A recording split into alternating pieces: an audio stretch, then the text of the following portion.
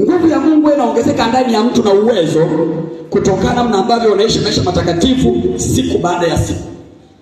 Jinsi ambavyo unaishi usiku kufika asubuhi itaonyesha matokeo ya nguvu za Mungu ndani yako siku inayofuata. Jinsi unavyoishi jana kufika leo itatoa matokeo.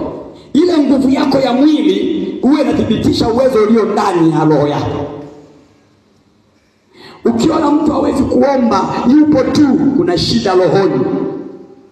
Ama ametukana na watu, ama ameongea story nyingi zenye mchanganyiko wa mambo ya dhambi, matusi, story zile zimeondoa utukufu wa Mungu.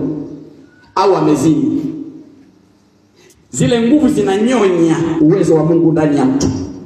Kwa sababu kwenye ulimwengu wa roho panafungwa. Ukitamani uwe na furaha hichi, unajikuta tu unakandamizwa ndani, unafinywa. Neema ya Mungu inakuwa haipo. Maagizo ya Mungu. Ndio maana ya kitu kinaitwa feeling of guilt, yani kujihisi mwenye hatia.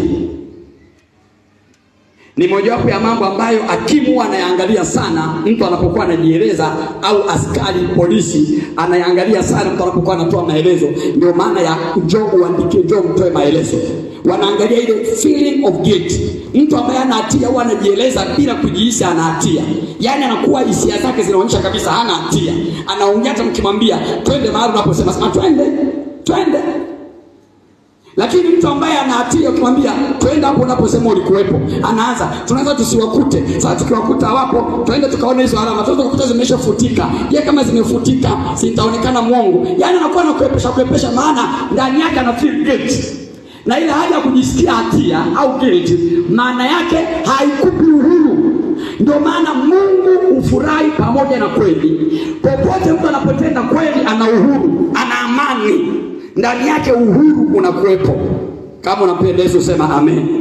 Sema tena amen.